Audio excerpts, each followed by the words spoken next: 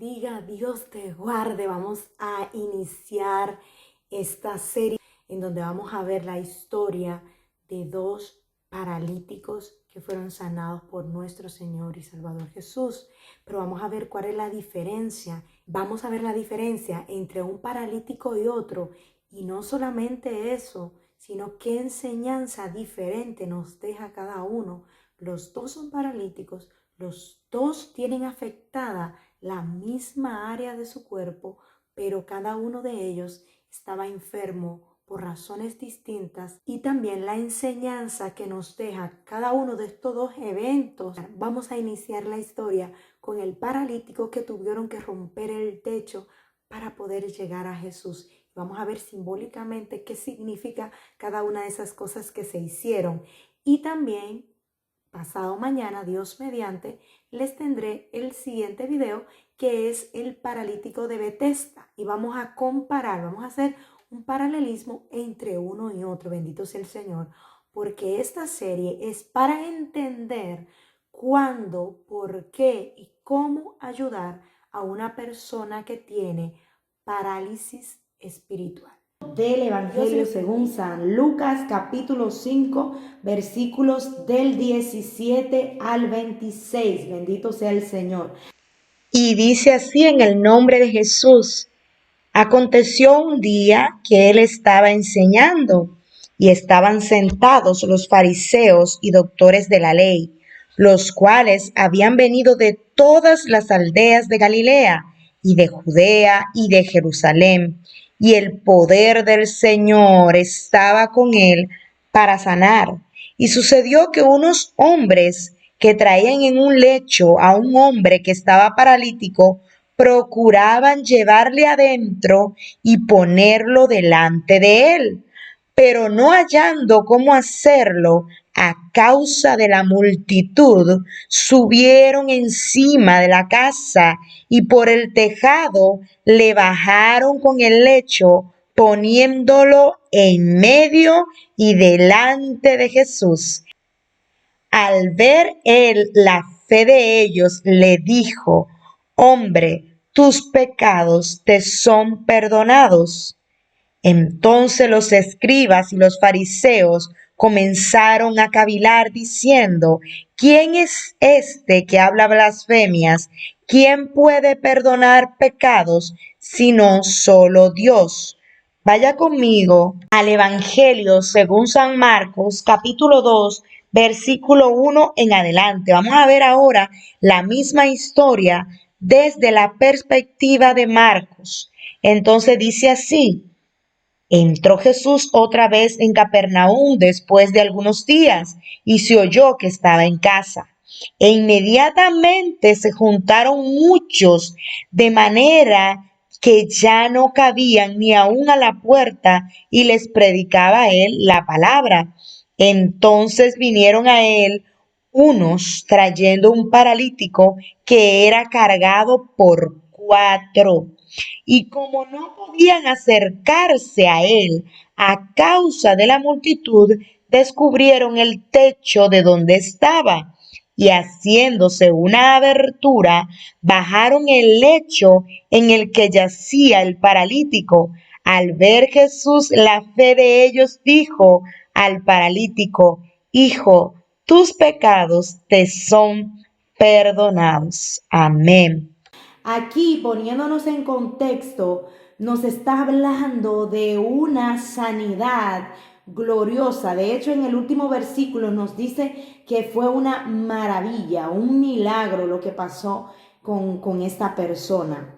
Vemos que como título tiene: Jesús sana un paralítico. Lo primero que vemos es que nos identifica cuál era la condición de este hombre, que era paralítico.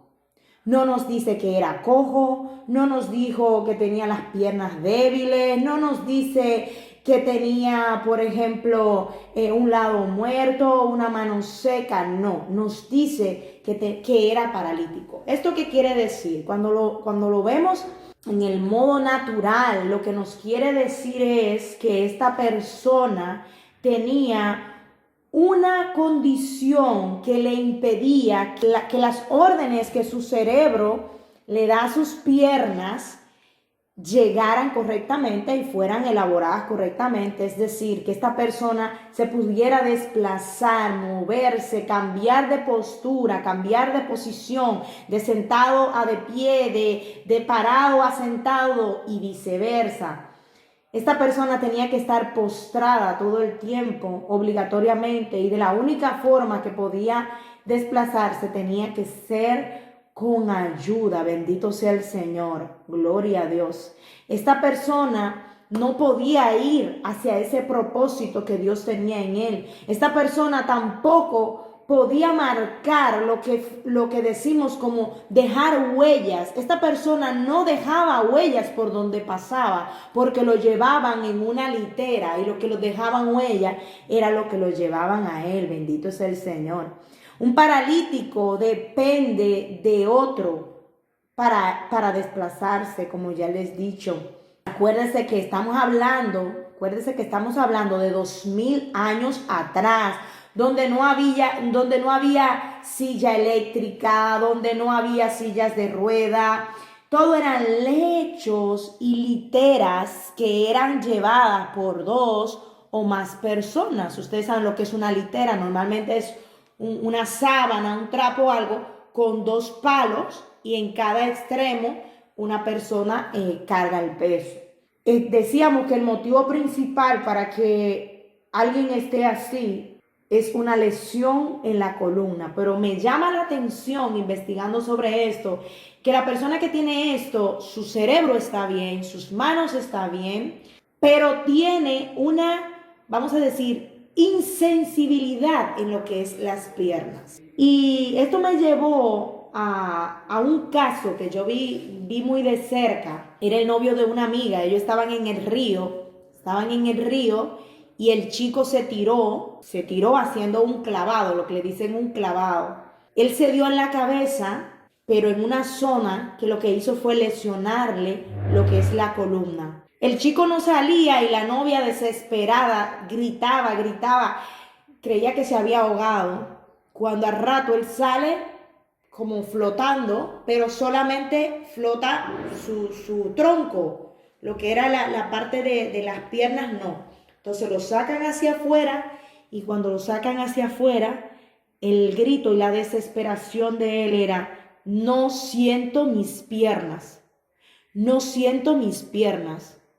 Podemos sentir la desesperación de una persona que camina, que no nació con ningún tipo de problema ni de lesión, y en un minuto, estoy hablando de un chico joven, muy joven, y esto pasa cada rato, gente que hace clavados en la playa o en el río o en diferentes sitios, o una mala caída, y pasa de estar normal a empezar a estar dependiente de otro. Ustedes se pueden imaginar la desesperación que sentía ese chico diciendo: no siento nada. O sea, le daban así con piedras, o sea, le hacían así con piedra en el río porque querían como darle masaje. No era un problema de la circulación, era un problema a nivel de la columna, a nivel cervical, a nivel de todo lo que era esa comunicación que da el cerebro con las piernas, que se había visto automáticamente interrumpida por esa lesión que sufrió ese chico. Y esto me recuerda esto, porque esta persona estaba bien, vamos a decir, psicológicamente, cognitivamente. No era alguien que le había dado un derrame, era una persona que estaba, vamos a decir, con falta de sensibilidad en lo que era sus piernas. Entonces vemos que lo que ha causado esta falta de sensibilidad, es una lesión, un daño, una herida, un golpe que se le ha dado ahí. Bendito sea el Señor, gloria a Jesús. Todo esto a nivel natural pasa de esta manera, pero a nivel espiritual nosotros somos una casa Y esta casa necesita columnas y una casa puede tener y ciertamente tiene más de 4 columnas, pero no es maravilla que 4 columnas, arquitectónicamente hablando, son las que llevan el peso de toda la estructura de esa casa. 4 son las columnas maestras, así se le llama, bendito sea el Señor. Cuando vemos una casa que las columnas están quebradas y que están débiles y que la casa está así media torcida, no sé qué nos pasa, pero normalmente a todos nos pasa que nos mueve como a misericordia y a un poquito, vamos a decir, de lástima hacia los que están dentro de esa casa. Porque decimos, esta casa le queda poco para que se derribe, para que se caiga encima de esta gente. ¿Por qué? Porque no hay nada, no hay una estructura sólida que sostenga esta casa. Esto era lo que estaba pasando con este hombre y realmente movía a los demás a lástima. La Biblia nos deja claro que este hombre estuvo bien y que su parálisis era una consecuencia de sus pecados. Cuando Jesús le dice en el versículo 20, Lucas capítulo 5 versículo 20 le dice, hombre, tus pecados te son perdonados. Automáticamente nos está descubriendo el motivo, la razón por la que este hombre estaba paralítico. Esa parálisis no vino por consecuencia de una dejadez, no. Esta parálisis vino por una caída, por una lesión, por una caída ¿en qué? Cuando nosotros pecamos, cuando nosotros espiritualmente hablando, cuando nosotros hemos caído en un pecado, lo llamamos caída. Cuando nosotros cedemos ante una tentación, también se le llama caída. Pero no todas las caídas son iguales. Hay caídas que son tropezones. Usted se cae, está en el suelo y luego puede levantarse otra vez. ¿Por qué? Porque lo que era el fundamento de esa casa, lo que sostiene esa casa, lo que es la fe en esa casa, lo que es la conexión con Jesús, que es la cabeza, no se vio en ese momento dado, no se vio cortado, no se vio ese flujo de información, no se vio cortado y por eso ese que estuvo en el suelo pudo ponerse de pie por sí mismo o con ayuda de alguien cercano, pero no necesitó 4 personas. Gloria al Señor Jesús. Y vemos, hermano, vemos cómo estos pecados que había cometido este hombre lo llevaron a esta condición de estar dependiendo de otro. Bendito sea el Señor. Hay algunas de las caídas que, como les dije, van a ser tropiezos, van a ser breves, pero hay otros que te pueden dejar hasta aniquilado, que te pueden sacar de circulación directamente. O sea, ya ni siquiera te deje paralítico, sino que ya te lleve a un estado más allá, en donde la persona está en una especie de un coma espiritual, que solamente un milagro de Dios lo saque de ahí. Bendito sea el Señor.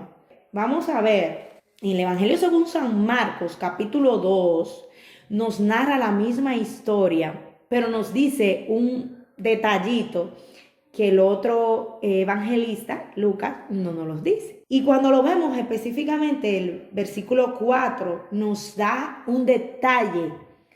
O sea, él había caído, estaba lesionado, pero aún con la ayuda de las 4 estructuras, de los 4 columnas, de los 4 que se movieron a compasión y a misericordia y deciden llevarlo otra vez a Jesús, aún así hay un problema. Bendito sea el Señor. Vamos a estar leyendo en el versículo 4 y si pueden marcar la página, porque vamos a ir haciendo una comparación para ir viendo los detalles. Y dice, y como no podían acercarse a él a causa de la multitud, estoy en el Evangelio según San Marcos, capítulo 2, versículo 4, dice, y como no podían acercarse a él a causa de la multitud, descubrieron el techo de donde estaba y haciendo una abertura, bajaron el lecho en el que yacía el paralítico. Bendito sea el Señor. Gloria a Jesús. Estos tenían un objetivo. Estas 4 columnas tenían un objetivo, un propósito. Estaban enfocados. A este lo vamos a llevar a donde tiene que estar para ser restaurado otra vez. Y son movidos a qué? A misericordia. Y los toman los 4, cada uno de los extremos de la litera. Pero hay un problema, hay un estorbo. En el versículo 19, por eso le dije que los marcaran para que fuéramos de un lado para otro. En el versículo 19 del Evangelio según San Lucas, pero no hallando cómo hacerlo a causa de la multitud, subieron encima de la casa y por el tejado le bajaron con el lecho. Bendito sea el Señor. A veces, para nosotros llevar a Jesús a alguien que está en esa condición, nos vamos a encontrar en un problema. ¿Cuál es ese problema? La multitud. La multitud. Este tipo de gente que vive mirando lo que los demás van a decir. Porque diciendo permiso, a lo mejor hubieran llegado. Pero el problema aquí no estaba con las 4 columnas. El problema aquí estaba con el que está paralítico, que tiene un estorbo. Que esos que están a la puerta, es decir, acuérdense que están a la puerta. ¿Quién es la puerta? Es Jesús. Esa gente que ha sido herida en la iglesia, esa gente que ha quedado paralítica por un pecado que ha cometido. Y cuando nosotros queremos volverlo a llevar a Jesús, nos encontramos con un problema. ¿Cuál es ese problema? La hermanita fulanita, la perencejita, la que sé yo, que esté en la puerta. Y como está en la puerta, yo por ahí no quiero entrar. Bendito sea el Señor. Yo ahí no quiero volver más. Entonces hay un estorbo. ¿Qué hacen estos 4 columnas? Hacen para lo que estaban hechos. Hacen la función para lo que fueron destinados, que fue ser soporte. Y agarran ¿y qué? Y lo elevan. Y lo elevan. Y vemos una casa que estaba chueca, como automáticamente llega al techo. Bendito sea el Señor. No sé si se lo imaginan. Era una casa torcida y mal, inhabitable, y automáticamente al techo. Los suben al techo. ¿Por qué? Porque ellos son columnas. Y esas columnas empiezan ¿a qué? A elevar ese techo de esa casa que estaba rota. ¿Quién era esa casa? Esa casa era el mismo paralítico. Bendito sea el Señor. Y elevan otra vez este techo. Y una vez lo elevan, ¿cómo? Con las oraciones, con las prédicas, con la palabra de ánimo y de no bajar la guardia, de no tirar la toalla por esas personas. Cuando una vez lo elevamos allá arriba, ahora hay que hacer un hueco en el techo. ¿Y por qué hay que hacer un hueco en el techo? Porque lo que le impide a esa persona, bendito sea el Señor, entrar por la puerta es el orgullo. El orgullo de qué va a decir fulanita cuando me vuelva a ver. ¿Qué va a decir perencejito? ¿Qué va a decir? Entonces ese techo hay que hacerle un hueco y hacerlo descender. ¿Qué es descender espiritualmente hablando? Es humillarnos y bajar ahí y estar otra vez delante del Señor Jesús. Bendito sea su nombre. Dice ahí mismo en el versículo 19, en la última parte, dice, poniéndole en medio y delante de Jesús. ¿Qué fue lo que hicieron estas 4 columnas? Lo hicieron entender que para Jesús Él era tan importante como el resto y que en ese mismo momento que Él estaba necesitado, Él se convirtió en el centro de todo. Él llegó a marcar ahí la historia. ¿Por qué? Porque eso es lo que el Señor vino a buscar, a los pecadores, a los que están perdidos ahí afuera y llegan a ese lugar de honor. Los últimos serán los primeros, como dice la palabra. Llega a ese lugar de honor delante de Dios y en medio. Ahí era un encuentro directamente Jesús y el paralítico. Jesús y el paralítico. ¿Y qué hace Jesús? Lo primero que hace es les pone su condición de pecado.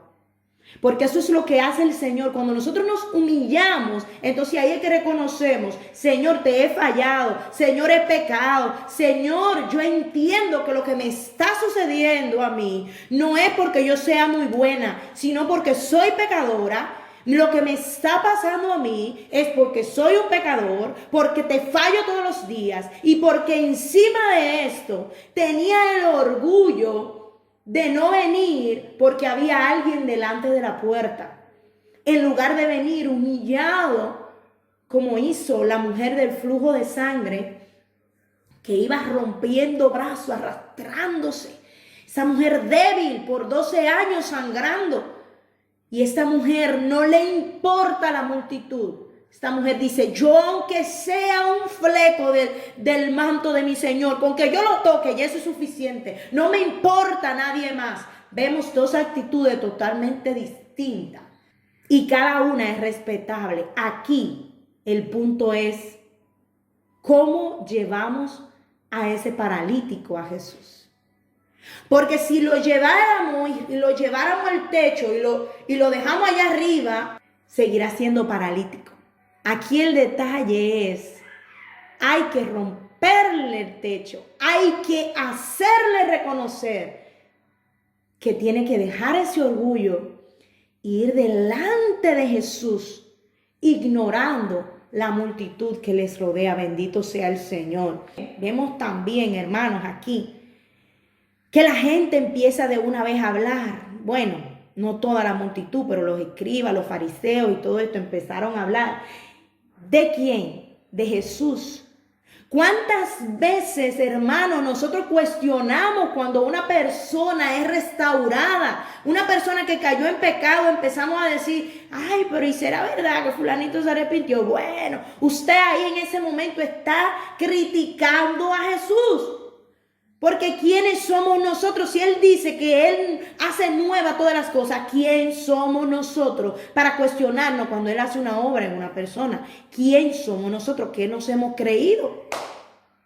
Una persona puede haber caído muy bajo, hasta el punto de llegar a haber sido paralítico y de haber necesitado que lo lleven a la iglesia, que lo eleven en oración y haberlo llevado hasta un punto en el que él tuviera un encuentro directo con Dios para luego presentárselo a la multitud, porque esa gente le eran de tropiezo.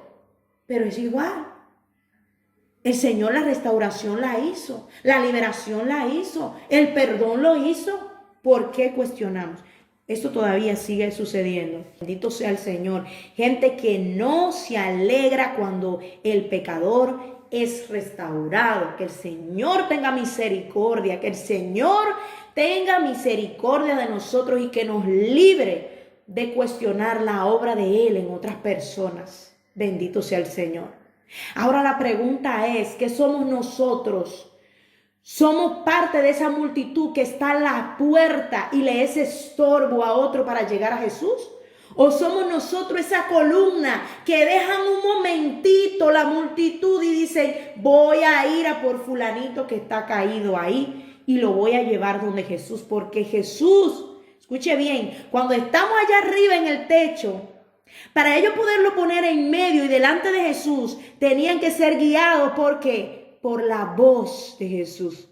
Porque acuérdense que es una casa. Si abrían otro lado de techo, igual se hubieran encontrado con la multitud. Entonces, para poder levantar, vamos a decir, el zinc o lo que fuera que existiera en ese tiempo, la lámina en el trozo donde ellos bajaban la litera, tenían que ser guiados por la voz de Jesús dentro de esa casa. Bendito sea el Señor. Si no lo hubieran colocado en otro lado que no era delante y en medio de Jesús. Entonces, ¿qué es lo que nosotros en esta mañana tenemos que preguntarnos? ¿Somos nosotros columna o somos parte de esa multitud? Bendito sea el Señor. Llevamos nosotros a la gente a postrarse, a humillarse y a reconocer su condición de pecado delante de Jesús. ¿O somos parte de los que cuestionan cuando el Señor hace una obra en alguien y cuando lo vemos de pie y levantando su lecho? Y ese lecho es el testimonio. Ese lecho es lo que testifica que esa persona antes estuvo postrado. Bendito sea el Señor. Qué bueno cuando una persona puede testificar, cuando una persona puede hablar de dónde Dios lo ha sacado y lo que Dios ha hecho en su vida. Bendito sea el Señor. Esta persona, estos 4 columnas estaban decididos. Nada